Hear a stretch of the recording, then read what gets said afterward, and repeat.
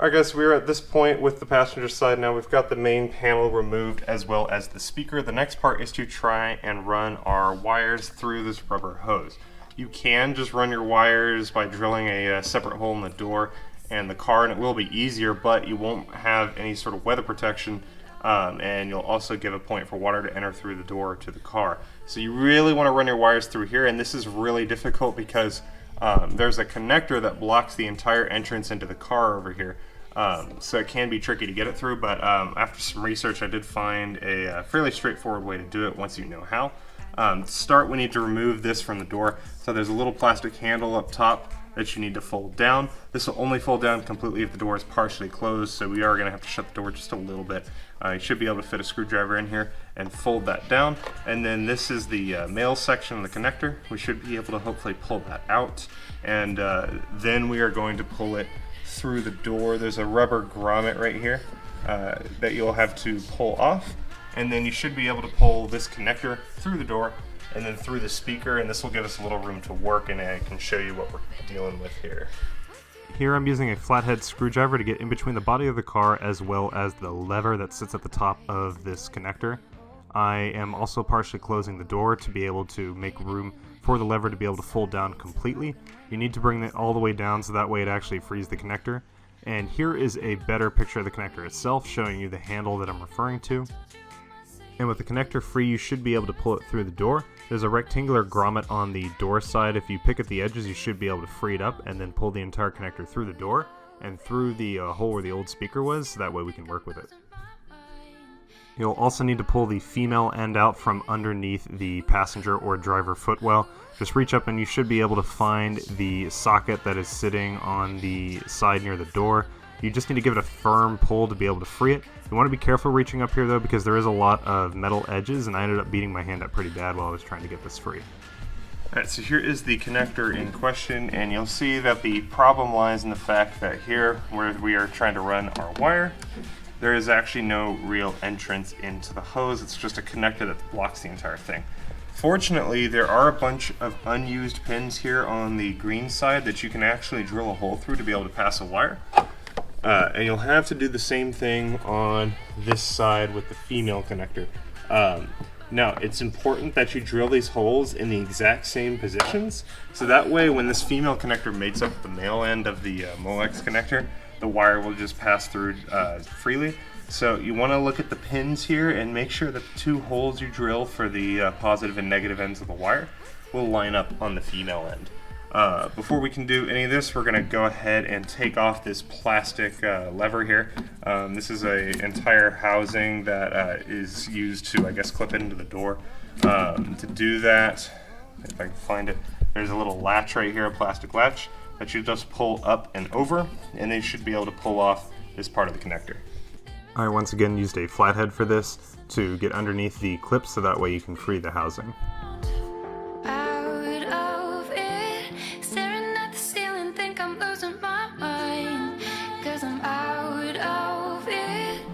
Alright, now that we've gotten to the connector itself, and now that we've removed that latch that was in the way, we're going to pull back this rubber cover here, so that way we have access to the back of this so that we can run wires a little more easily.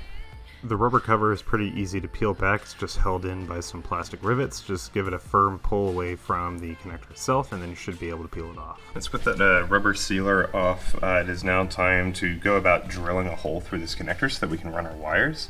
Again, you want to double check to make sure that there aren't any conductors there inside of the parts of the connector that you're going to drill. It's a little bit easier to see where the lines are running. Using the female end, you can actually look up in there on that side, and you can see if there are any prongs sticking out, which means that there's actually a signal running through it. But I can actually see that metal conductor there on the bottom right. So I'm going to go ahead and drill 2 holes over on this side.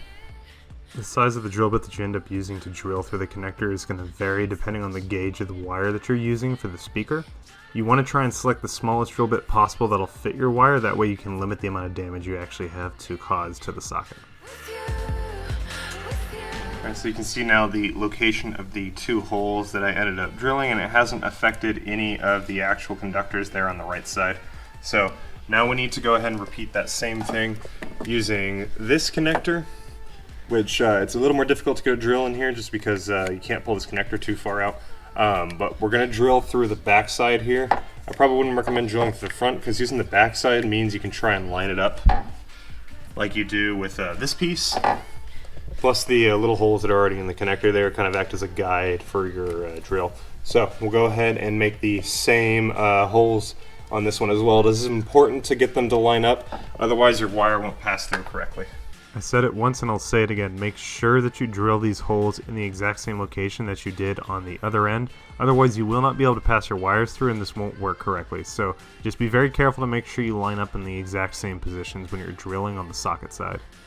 Alright, so the next thing we're going to go ahead and do is run the wire in through each of the connectors in the direction that it's supposed to go. So you want to go through the back of the female connector and then out this end. We're going to go through the gap there in the door, through this gap here, and then we are going to go through this side of the connector and then all the way in through here, because remember that we pulled this through the door, so the correct direction is actually going to have the wire run through this hose and then out through this end of the grommet. And once we can get it out through here, we should be able to go and reinstall the connectors. This part is also very important. Make sure that you're running your wire in the correct order through all of these different parts, because when you go to try and pull it all back together, it has to run in an exact certain way. So just follow the exact same steps that I outlined to ensure that the wire is going to be able to mate up correctly when we go to reinstall the socket.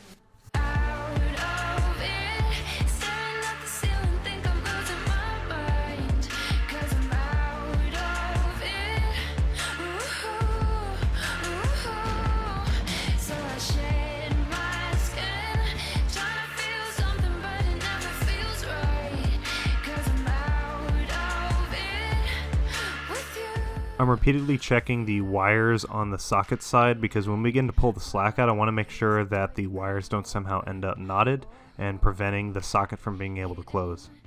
Another thing to note when you are wiring this connector is make sure that the wires are in the same position as they are on both ends, otherwise they'll have to cross whenever the connector is made up. So you can see here I've got the positive end with the red stripe connected there at the top of the connector. And then that would be the same case on this side as well. The red goes into the top portion there of the connector. So now that we have that done, the last thing we need to do is run these wires through the rubber boot. And this part can be a bit tricky if you have a wire, like a wire snake. That makes it fairly easy. Or what I do is I can tie it to the end of like a really long screwdriver, tape it down so that the wires don't come loose, and then I can just push the screwdriver through the hose, and then I should be able to pull the wires out the other side.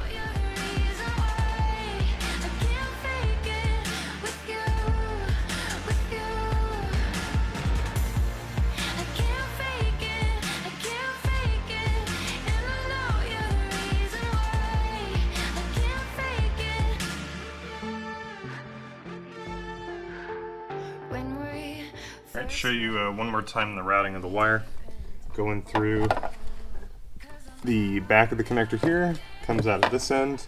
We've got those going through the gap there in the car, through the hole in the door, and the front of this connector, and then all the way through the rubber hosing and out the other side. So now we're going to go ahead and feed this connector back into the door and then try and remate these together.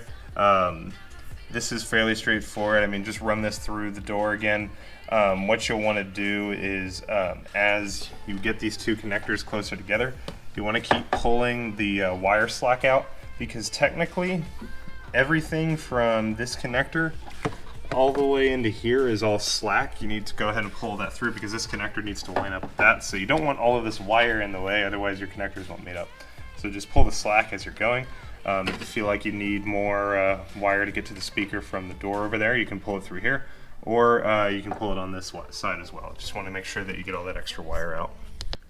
And actually, before I forget, make sure you reinstall the rubber cover back onto the plastic tabs, and then make sure to reinstall the door clip as well. And that is pretty much it for this video, guys. I just wanted to detail how to run the wire through this section of the door because it did prove really tricky for me. I will be doing a complete how-to guide on upgrading your audio system, including choosing speakers and installing them in the car and running wiring. That video should be going up sometime this weekend. Hopefully. It is taking me a long time to edit because it's probably going to be at least half an hour long or so. There's a lot of information to cover, but I'm hoping that you guys will enjoy it and find it informative. And thank you guys for watching. Stay tuned because, again, I will have that audio upgrade video coming up, as well as some major updates for the 370Z and what I've done to it recently. Thank you guys for watching once again, and I will see y'all in the next video. Later.